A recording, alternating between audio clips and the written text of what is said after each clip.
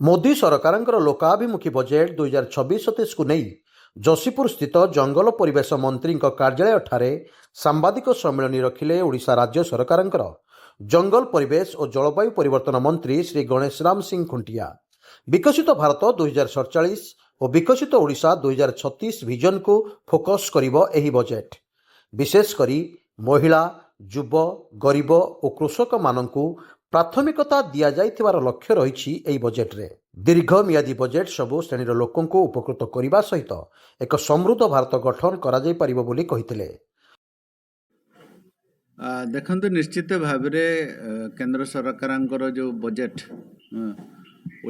ଓଡ଼ିଶା ପାଇଁ ନିଶ୍ଚିତ ଭାବରେ ଜନକଲ୍ୟାଣକାରୀ ଜନମଙ୍ଗଳକାରୀ ବଜେଟ୍ ଆମେ ସ୍ୱାଗତ କରୁଛେ।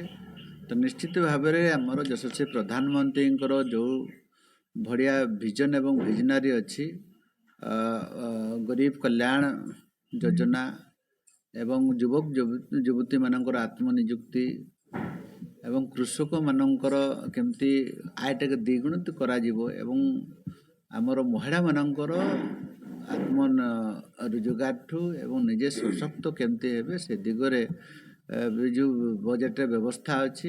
ପ୍ରତ୍ୟେକ ଜିଲ୍ଲାରେ ଗୋଟେ ଗାର୍ଲସ ହଷ୍ଟେଲ ଏବଂ ବିଭିନ୍ନ ପ୍ରକାର ତାଙ୍କୁ ସୁରକ୍ଷା ପାଇଁ ସରକାର ଯେଉଁ ବ୍ୟବସ୍ଥା ରଖିଛନ୍ତି ଏବଂ ଓଡ଼ିଶା ପାଇଁ ନିଶ୍ଚିତ ଭାବରେ ଆମର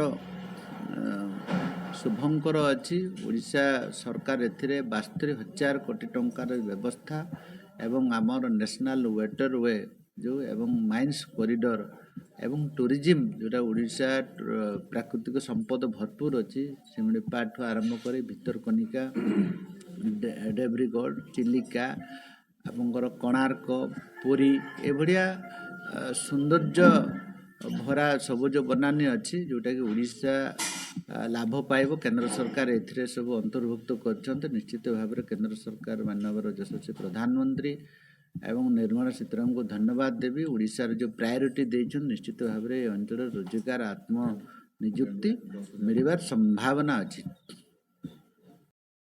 ଯଶୀପୁର ପଙ୍କଜ ମିଶ୍ରଙ୍କ ରିପୋର୍ଟ, ସ୍ୱତନ୍ତ୍ର ଲାଇଭ୍।